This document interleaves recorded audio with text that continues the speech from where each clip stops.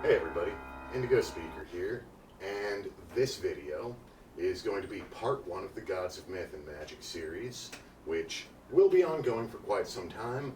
This one is Introduction to Pantheon. So, one of the things that we find in most styles of magic, not necessarily all, but certainly most, is this extensive use of calling upon various gods.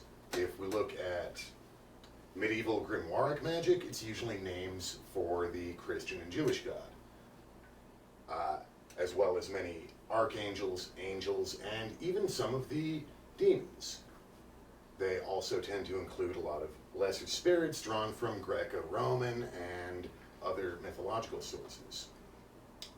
Other forms of ceremonial magic, particularly as we get closer to the modern era, post-Renaissance, we have a lot of Egyptian, Greco-Roman gods, and pretty much as many more as you can count. Modern Wicca and different forms of neo-pagan magic will often call on Celtic gods, Germanic gods, and many, many more. Even the Hindu gods often make an appearance. But before exploring any of these different cultural pantheons or the mythologies surrounding them, I think we need to take a look at what myth is really about, because it can be something of a confusing topic. Are the gods real beings? Are they just metaphoric symbols? What are they, and what does it mean? What are you trying to do when you say their names as part of these ritual verses and incantations? So one of the most common ways to consider the gods would be as aspects of the universe, or conscious living aspects of the universe. We're not getting into the metaphorical side of it here, but we're going to go over 4 different ways to view any god, and the one that is probably the easiest for people to connect with, and that we see a lot of in traditional ceremonial magic, particularly with Kabbalistic god names, which are seen as living aspects of a singular conscious universe.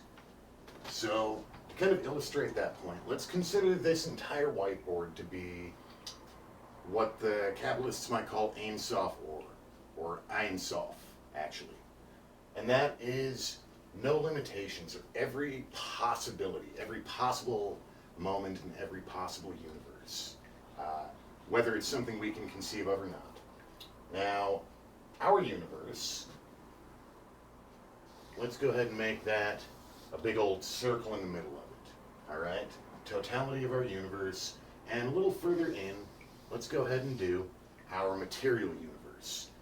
If we were to divide it up into sections, we could say that up here we have a creator god, kind of a distant aspect in all being. Then we could put a father god and a mother goddess. Okay, so we've divided the universe, and there's still little bits of the universe that aren't embodied by any of these 3. When we see them having children in myths, we can see this as a combination of those 2 living archetypes producing a unique third.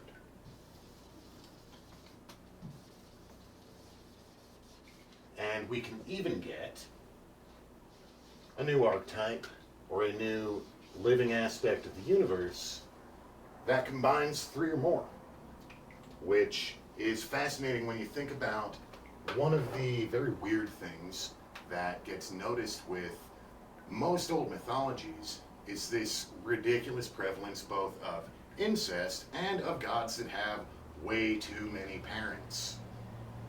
Baal-Hadad of the Canaanite mythos has at least 4. His father is said to be El, his father is also said to be Dagon, his mother is said to be Asherah, his mother is also said to be Astarte. 4. So, you know, here we can see 2 parents creating a child, 2 parents creating a child, 2 parents creating a child, and then these 3 children create a grandchild deity. Now, this 2-dimensional board here is not going to be sufficient to cover all the different varieties, but that's a basic idea that we're working with. And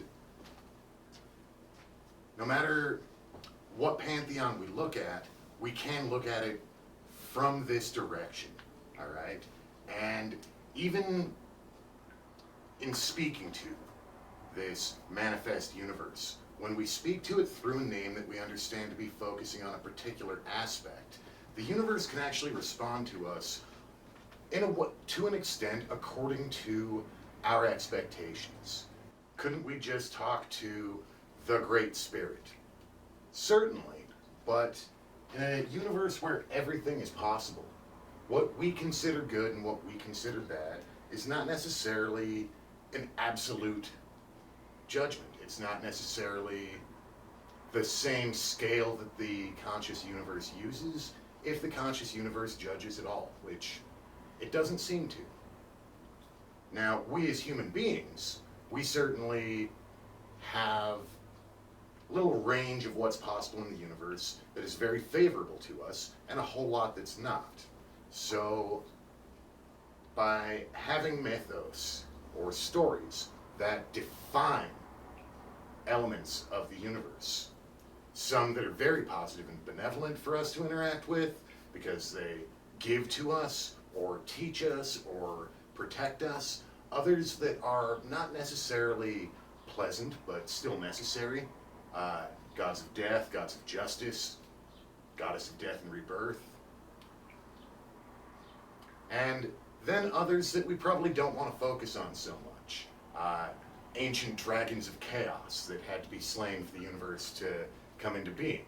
At some point in your path, it might be appropriate to contact that energy, but generally speaking, we're going to want to avoid it.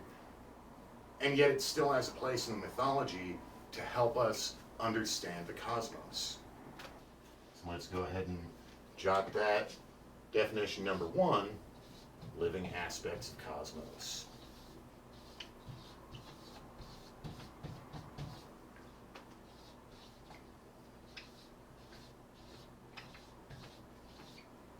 Now, the second definition I'd like to look at, and this one is related, but not quite the same.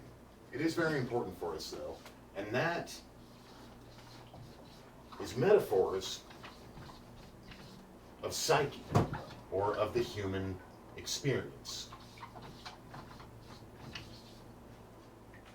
Now, oftentimes, we can be looking at the same character, the same figure, that serves a function within this universal being, and we find it reflected within ourselves. So when we're looking at cleaning up our own psyche, healing our minds, healing our psychology, healing our emotions, and when we run into a roadblock and we don't know how to move forward, we don't know how to resolve, finding the right mythos that shows in interactions between the gods, if we truly embrace that and internalize it, it becomes alive within us and allows us to have a context to work out those energies, even outside of ritual practice.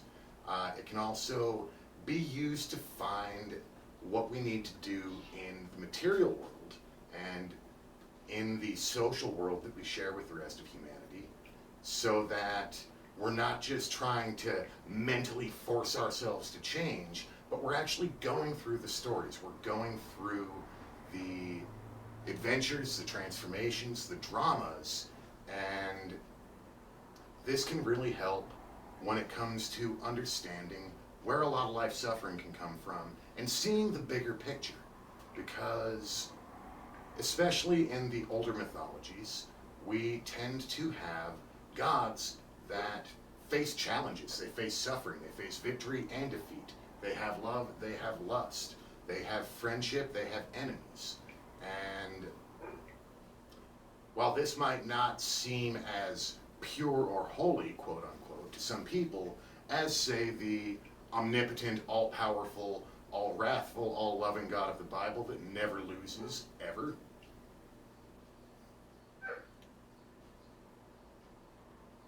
it does give us a lot more opportunity to feel ourselves as living expressions of the divine, and we can look at the stories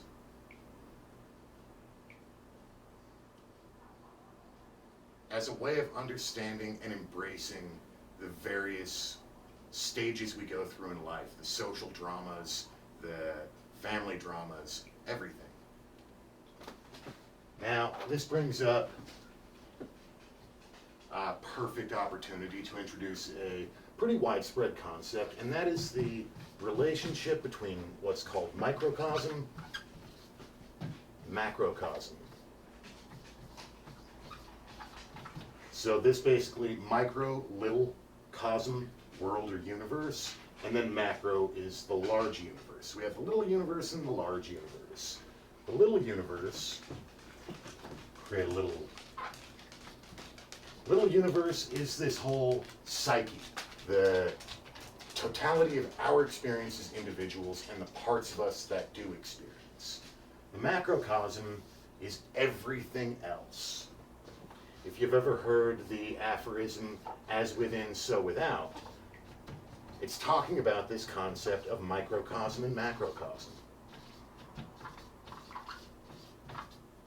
Now, when we connect this idea of the gods as metaphors of our own psyches to the idea of gods as living aspects of the universe, this really opens up the door to a lot more useful applications.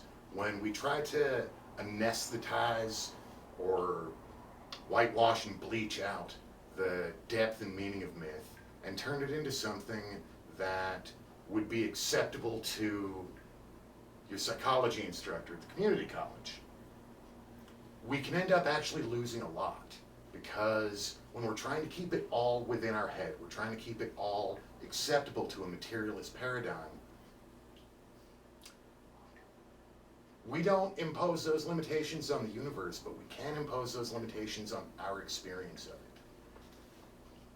When we accept ourselves as a representation of the universe and understand everything within ourselves to have reflections in the outside world, this opens up the ability to understand omens and signs and synchronicities as an ongoing interaction between our small human self and the greater universe.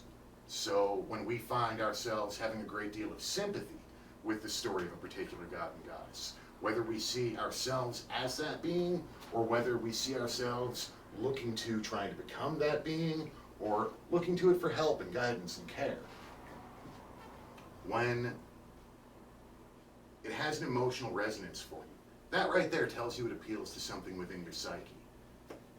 When you allow that emotional resonance to echo outward and open your eyes, open your mind, and open your heart to the responding vibration, to the consciousness of the universe bringing its own self to you in a way that reflects what you're going with internally.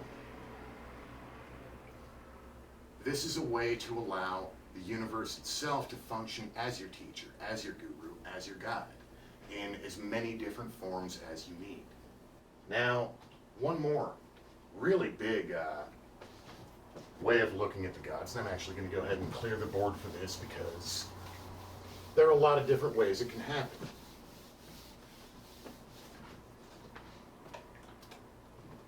And that is gods as unique individuals. Now, you'll run across a lot of people who have a very strong belief that each god is a unique individual being, and that even if they are very connected to the living universe and certainly assumed to be of a higher order of being than we are, they're not necessarily considered to be universal. You run across this especially with what we might call literal polytheists.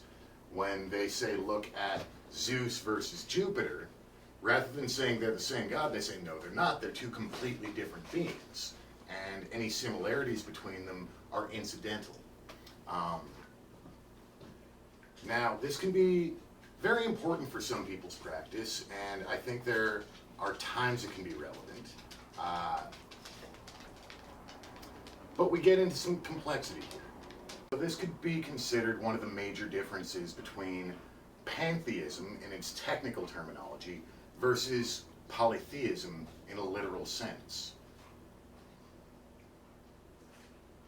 Now, what does this mean? If they're not aspects of the living universe, what are they? Because we have many different stories of creator gods. We have many different stories of kings of the gods. If all of them are different beings, if every different little cultural variation is a different being, what are they actually? Doesn't seem very universal. One thing they can be is deified ancestors. And while this is not something that tends to get addressed a whole lot within modern magical traditions, it is very, very common to traditions which have survived unbroken all around the world. Whether we're looking at the various styles of voodoo, or whether we're looking at Japanese Shinto, or Chinese traditional religion, or variations of Hinduism, it is not uncommon for people to quite literally worship their ancestors. And while some might see this as a purely emotional thing, a way of dealing with grief, there can be a lot more to it than that. Part of the idea here is that when a person dies, there are a lot of different things that might happen with them. Possibly the most common would be reincarnation. Others might try to get to some heavenly realm or hellish realm. I would assume that would be by accident. But to call on one of our modern mythologies, Star Wars. We could think of deified ancestors much like Obi-Wan Kenobi at the end of episode 4 of Star Wars. He dies, his body falls, and yet he maintains his individuality. He maintains himself as what we might call an astral spirit. Not a shade, not like a leftover ghost that's just repeating the same pattern over and over again, maybe looking like a person who used to live but not really that person anymore. We're talking about a soul, a spirit, a consciousness that maintains its astral body. And in order to do this, many traditions teach that you have to teach your descendants to ongoingly offer prayers on your behalf, offer sacrifices to you. In the old days, maybe more through animal sacrifice, very uncommon today. But even something as simple as lighting a candle, lighting some incense, playing your grandmother's favorite music, offering a sandwich and a cup of coffee, you know? Is it literally going to get eaten and drunk? Probably not. However, the energy put into it, the energy released by the candles, the energy released with the smoke of the incense, the energy of your heart engaging in processes intended to open up the doors to communication with the spirits who have gone before and to offer them energy is a way to actually give them a lot of power in the afterlife and give them an advantage when it comes to surviving in kind of the middle astral plane. And after many generations, these deified ancestors, especially as their family lines start to include more and more people, more and more offerings, they become more and more powerful. And this can actually be very useful for their descendants who go to all this trouble to maintain the connection with them. Because when you're going through something in life, yes, you can pray for help to the creator of the universe or call on various forms of the incarnate universe, but that can require a certain degree of spiritual development to allow you to even open up enough to connect that widely. You don't necessarily need to be particularly advanced as an individual to say, great grandma, I need help. And not only does she have that connection to you by virtue of you being her own descendant, she also has decades, maybe centuries, if it's a long-living tradition, of power that's been given to her that makes it easier for her to bring things about for her descendants. So, deified ancestors, as odd as it may seem to many Westerners, even Western pagans and magicians, the deification of your ancestors is not a purely emotional grieving process. It is actually a very widespread, ancient way of helping those who have gone beyond to maintain a high level of consciousness and energy in the afterlife, as well as to develop relationships so that you always have help, and so do your children, whether they train themselves in the arts of magic or not. Now, a related form of gods who are the spirits of the dead would be deified cult leaders. Now, when I say cult here, I am not necessarily meaning this kind of modern mythology of the hyper-devoted, insane cult that follows the charismatic leader who eventually makes them kill themselves. Really, any religion or any religious group, classically speaking, does fall under the definition of a cult, or a cult. It's just people who gather together around a belief system and a point of worship. One example of a deified cult leader would be Marie Laveau, the Witch Queen of New Orleans. In life, she was both a hairdresser and a tarot card reader and an astrologer and a professional spellcaster.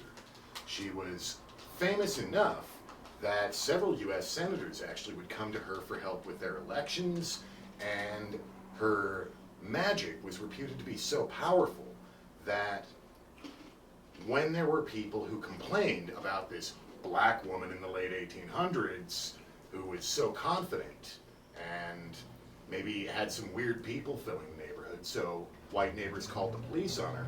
The police came one time and they left, and from that day forward, no one knows what happened, but if anyone called the police about her, they refused to even go on that street.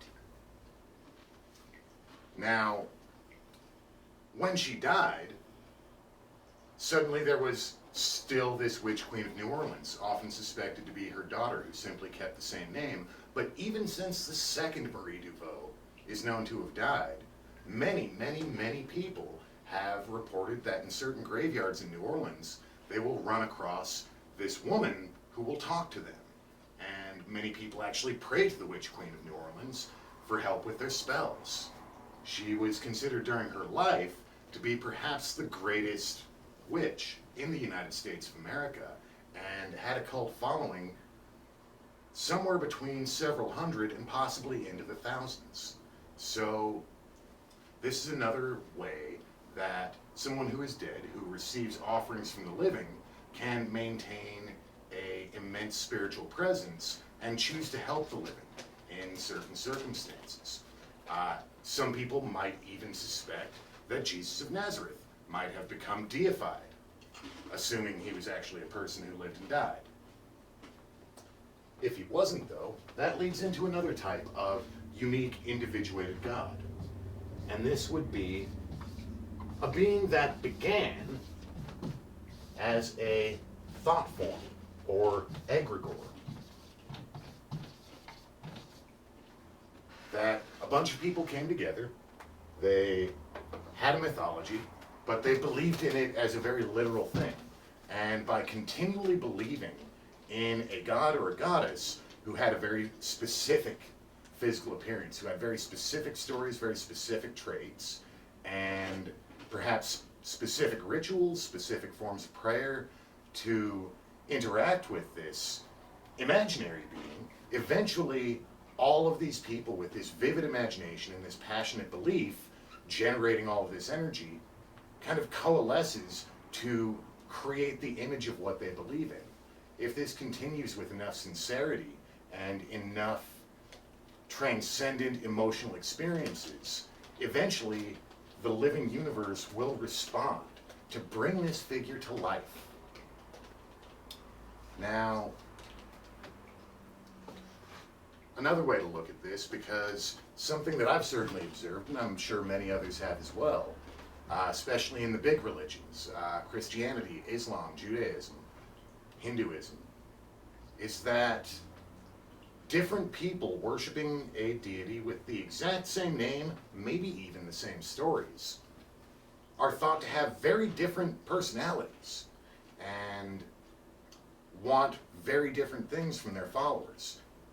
Now, this could be something that causes one of these egregores to split. Or it could happen because you have spirits of the dead, whether deified by their own living followers and descendants or not, who, seeing a group of people getting together, generating a huge amount of energy to a deity they believe in, decides to go ahead and step into that role, put on that costume, and act as a god to those people. So it is very possible for two people praying to Jesus Christ who believe he wants very different things for them and of them and for the world itself. They might actually be praying to literally different gods. Now, the final thing I want to cover, and kind of fills a middle territory. It can be seen as individuated beings, can be seen as living aspects of the cosmos. I tend to see it as both, but for our final type of deities, I want to look at hierarchies of spirit.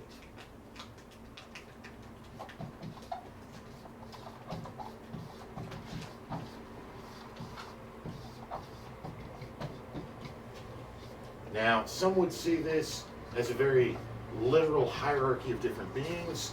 Others might see this as aspects of the whole that descend. This can be related to the idea of the human soul as an aspect of cosmos. One way to think of it would be to say, here's a conscious human being, here's kind of their higher self level of it. This much larger level could be their holy guardian angel that might actually lie at the root of multiple incarnated beings and has its own kind of deified form, so that even though it is something that is literally part of them, or they're rather part of it, still manifests as a separate being, a higher being. Then we could go and call this oversoul and monad. So each oversoul would have many of these angelic souls within it, and have many living beings with their lower self, higher self dichotomy, and it all grows toward larger and larger conscious beings. So if this was the level of a guardian angel, this could be the level of an archangel. And up here would be a god or a goddess.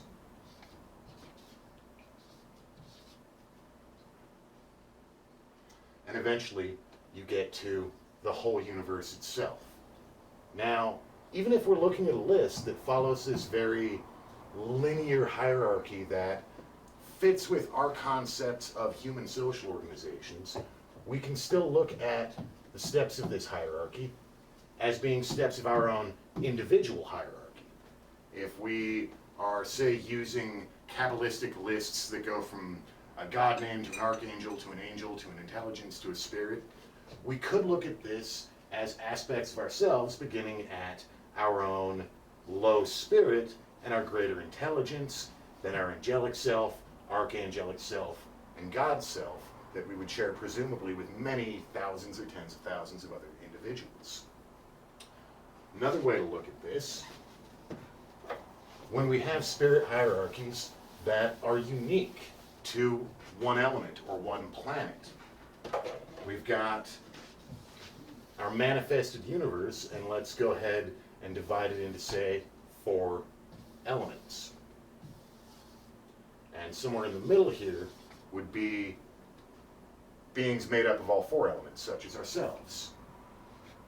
Then we can have, say, elemental spirits. Okay, we talk about sylphs, gnomes, undines, salamanders. These could be seen as individuated aspects of each pure element. Then when we go out a little further, we would get elemental kings or elemental rulers, presumably ruled over by elemental gods. These aren't necessarily unique to our spiritual hierarchy so much as unique to the elements that make up the world itself that we share. Now, this has magical functions in that when we want help from conscious individuated beings, we'll take air elementals as an example, okay? Each individual elemental might not be any more intelligent in the way we measure intelligence than, say, a dog or a cat. Maybe even not that intelligent. They are of a very different nature than we are. One way that the elements have been described is as something akin to a hive of bees, where each individual unit is not that intelligent, but the collective intelligence of the hive is actually pretty significant. And the elemental king or elemental queen could be seen as the queen bee at the center of the hive, and all of the smaller and less important aspects of the hive obey the queen. So rather than trying to ask each individual little elemental spirit, can you do this, can you do that, you call on their ruler. So for air, the traditional name for a element ruler is Peralda. You would call on Peralda, and she or he, I tend to see her as she, is a much more substantial consciousness than the little individual sylphs. And so she can communicate with you on an intelligent level.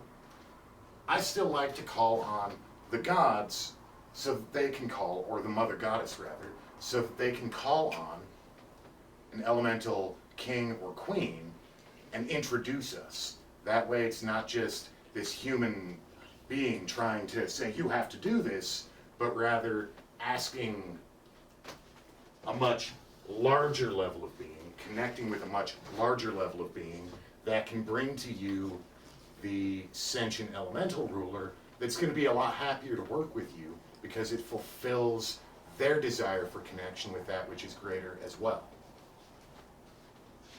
And we can see these kind of hierarchies applying not only to elemental aspects of the universe, but also to planetary aspects of the universe, or what might be called sephirotic aspects of the universe, relating to the idea of the tree of life and the different emanations that comprise the various layers of reality. Almost any aspect of the universe is going to have individuated formulations within it. And I would even go so far as to say that these individuated formulations of this unity that is universal still consider themselves very much individuals, just as we're aspects of that unitary consciousness. All beings are one, and yet we experience ourselves as definite individuals. With the elementals, the small elementals might consider themselves to be just kind of extensions of the consciousness of their queen or their king. But once you get to anything much more sophisticated than that, you're going to be dealing with beings that have their own perspective. Now, going back to this whole idea of microcosm and macrocosm, this gives us a way to understand why people would say these prayers to various gods and angels, or different calls, different invocations, different scripts for evocation. It's not necessarily that the words themselves necessarily have power, although many of them do. And the use of sound vibration and awareness of some of the effects of that is certainly a good way to enhance your magic, maybe even to help yourself get into the zone in the first place. But a huge part of what you're doing is using a mythos, using a story, using a character that you as a human being can understand and sympathize with in various ways. It evokes emotional responses from you, and it creates within the individual a certain resonance, which then brings you into harmony with a matching resonance, as within so without, as below so above, of the living universe. And as the universe around you comes into resonance with what you're emitting, now you can have a particular deity, we go ahead and do kind of a horn god here, actually answer. Whereas if you just say the words without any real emotional content, without any imaginative content, without any feeling of personal connection with the mythos, you're not going to be attaining that vibration. You're not going to be imbibing that vibration and hence emitting it. So what responds to you is going to be very different. This is important to bear in mind when we look at some of the classical styles of magic, particularly if we're looking at the European Grimoires, because a lot of the Grimoires utilize some of the scarier portions. Jump cut.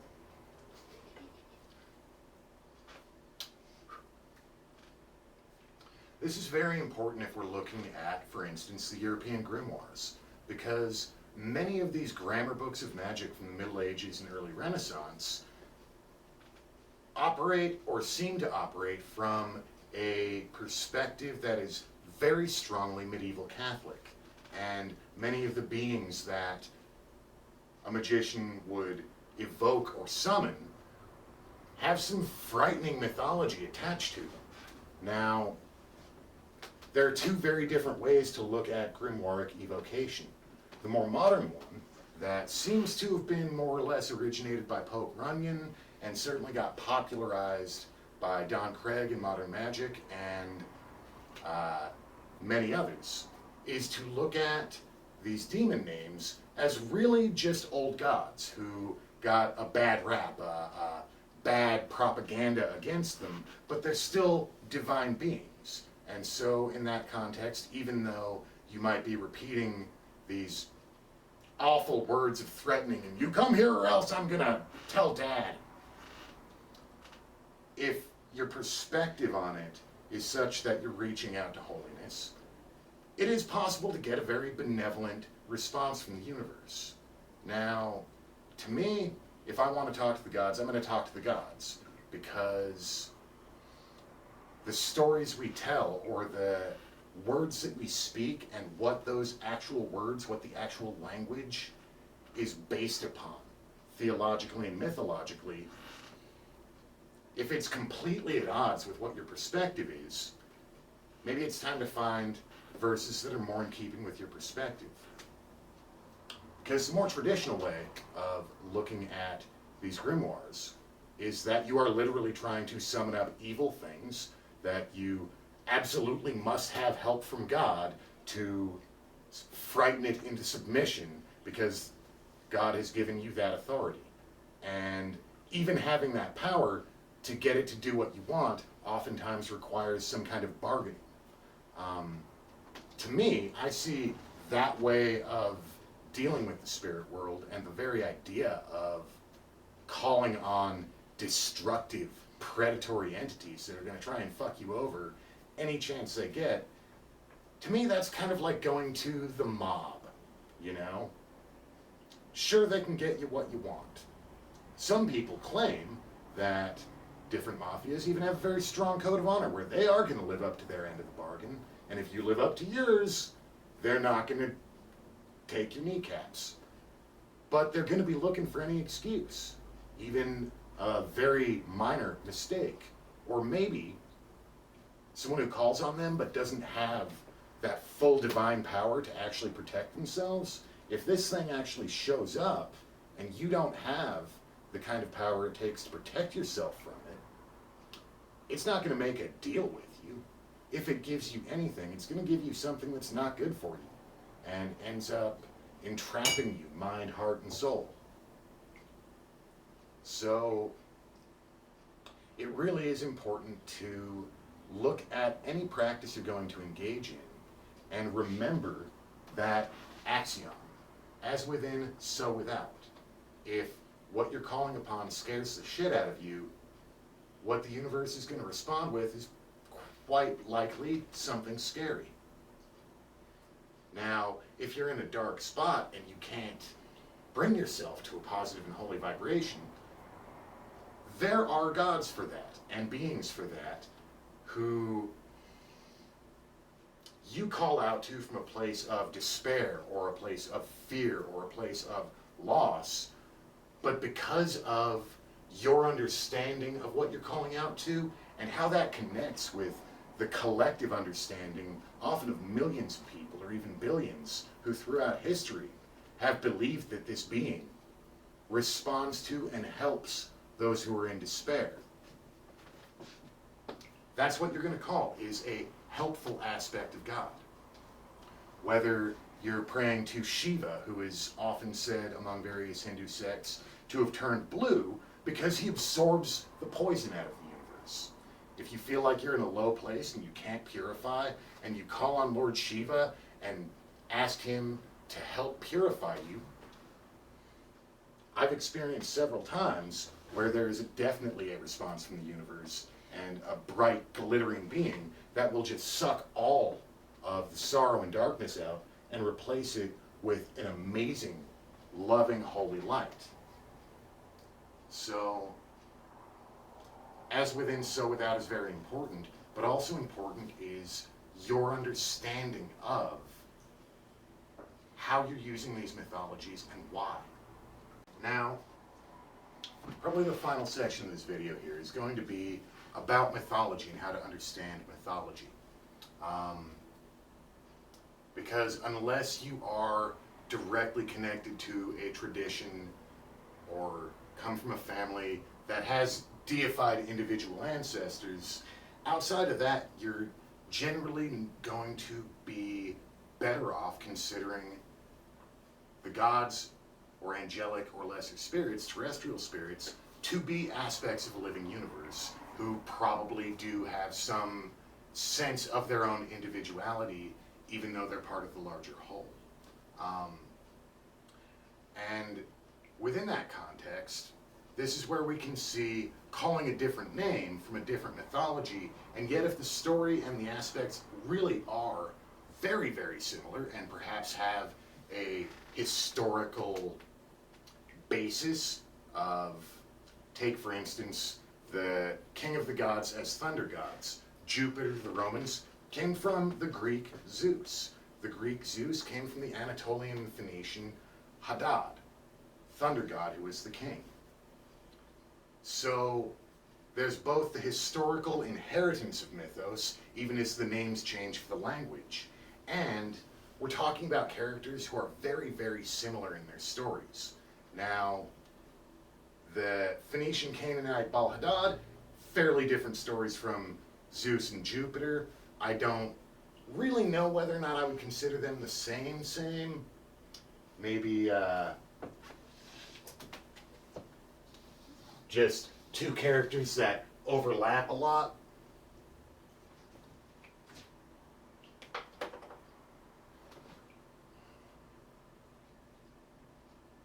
But understanding what your connection to various deities might be, and what kind of deities that is going to be helpful for you to connect with, it can be useful for us to look at some of the themes that are common within mythology. The most common kind of plot theme, of course, being the hero's journey, where there's a hero who usually is called on a quest, refuses to do it at first, but then there's divine intervention that kind of forces him onto the path. Then they'll have an instant early success, That makes them a little arrogant. They get knocked down, another huge failure. Maybe they think it's time to give up. Usually that comes right after their first conflict with whatever the big bad enemy of that story is. So they fall, but then there's a process of redemption, a process of learning from the mistake, learning from the failure, finally defeating whatever the great enemy is in that cycle, and getting the treasure and returning home. Now, we can see this metaphorically played out within our own lives with many different stages of growth. Basically, where some issue comes to us that we haven't dealt with before, we try to resist it, we try to ignore it, but eventually we have to deal with it. And as soon as we engage, we get some early success, but then suddenly we realize how difficult it actually is. And there can be a despair at this, there can be a desire to quit, but eventually we realize and embrace a higher level of maturity or more responsibility that forces us to rise to the occasion. And when we finally solve whatever the new issue is in life and return to kind of the home, kind of the being yourself without anything external influencing you, we find that we have matured and become kind of a higher version or a stronger version of ourselves. When we have ongoing issues in life, we can try to look at what stage of the hero's journey do we sit down on our butts at, and what transformation do we need to go through. As far as divine characters, very common characters would be a god king or a goddess queen, earth mother or a cosmic queen, a judge god, a war god or a warrior god.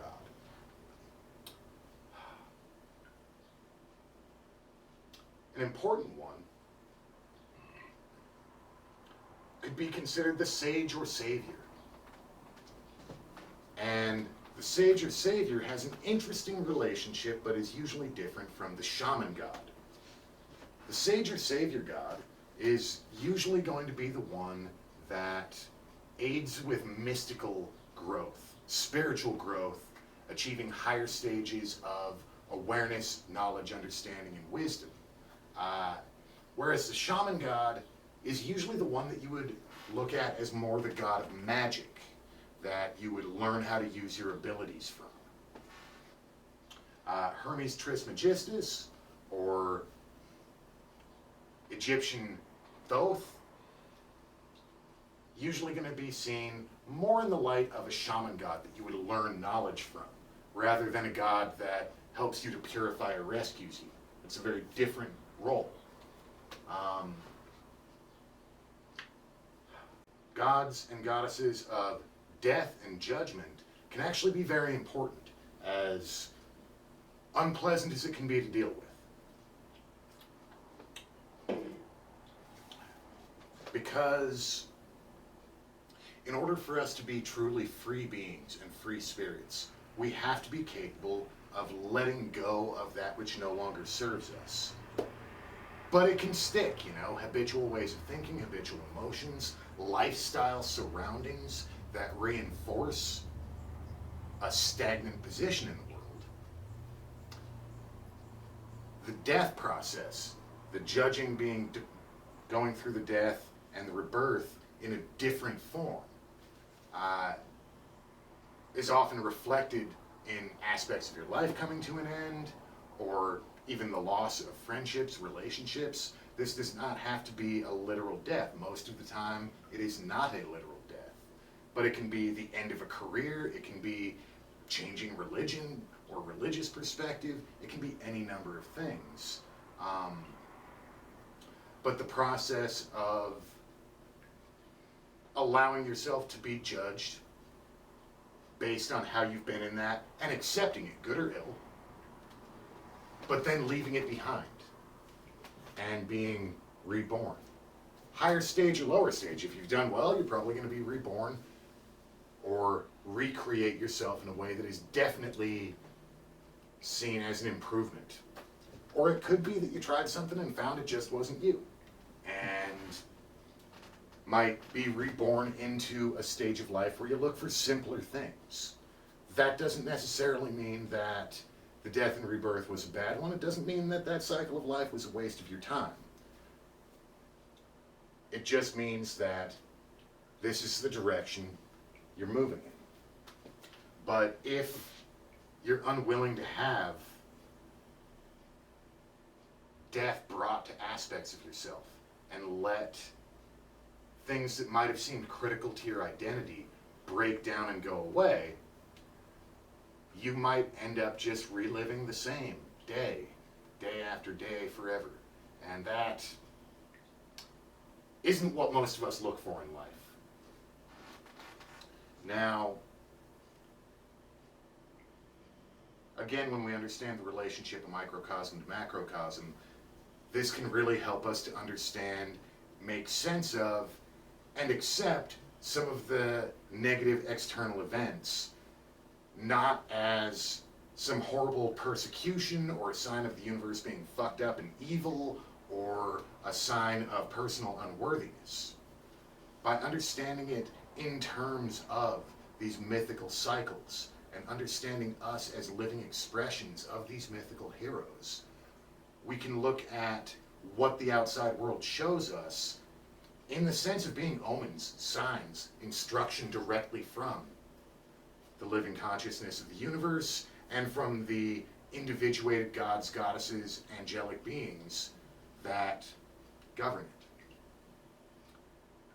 This makes it easier not only to accept what we're going through, but to choose a direction in life that is actually going to get us where we want to go. It can even help us to understand where we really should want to go, because getting to the destination oftentimes is not as important as knowing what destination you want to get to. The battle between the low ego, impacted as it is by upbringing, surroundings, and of course just the limitations of human cognition. Sometimes what we want in life is the problem. You know? People who want to be billionaires and rich and famous so they can lay around and do nothing and just be adored by everyone around them, and get frustrated that they can't make it happen. Might even cast spells for it and they don't work. It's because they haven't realized that what they're thinking they want to become has some inherent self-contradictions. If you want to be like the king of the gods, or a lord or a lady or a queen or a king of wealth who is esteemed, who has command over many people and their respect and obedience, that does not line up well with laziness, relaxation, or even necessarily with happiness. They're two conflicting archetypes. Choose one. Either choose that and embrace the fact that it is a life of constant action where there really is no one who's going to help you from above, or pick a different archetype that fits better with where you're actually at in your mind and in your heart. Just because the king is the highest ranking doesn't mean the king is the best. Deity figurines, statuary, artwork, serves many purposes. One, of course, is just to remind ourselves of that which we find sacred. Constant reinforcement to get us back into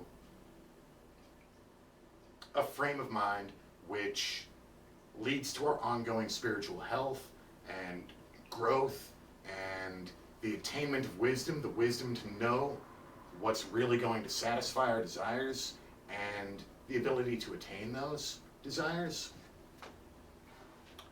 But it can also be a way of connecting to these larger sentient aspects of the universe. An old Hebrew term is Bethel. Bet-El, house of God.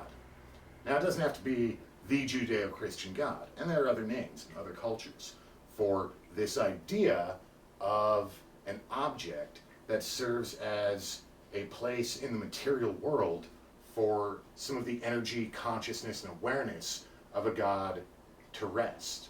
It's almost like you're creating a guest bedroom for a particular deity. no, the whole deity is not going to cram itself into your little statue. But if you bless and consecrate this figurine and invite the living God to express itself through this figurine, this can be quite useful to the practicing magician, or even to the quote-unquote non-magical religious believer. Because not only does it give you a focal point for prayer, worship, that sort of thing, but it also gives you a way to isolate and localize the energies that are coming from a particular god, and even to communicate with them. Little statue of Mother Goddess that I carved out of wood and painted will often smile or frown at me depending on where I'm at in my relationship with the vast consciousness that I created that statue to represent and serve as a betel for. Now, you can use a statue to serve multiple roles, but not if you're making a betel out of it. If you're going to invite a particular deity to have an ongoing powerful presence in your life, it helps to have any objects which are consecrated as sacred to that particular deity be just for them.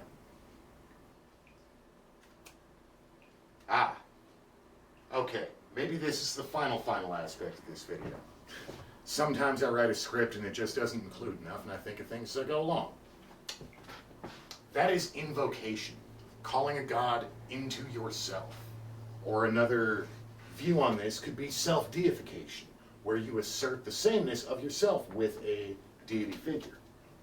Oftentimes, this will begin with a prayer to the external being, reciting their various qualities, saying how you feel toward them, what your interactions have been in the past.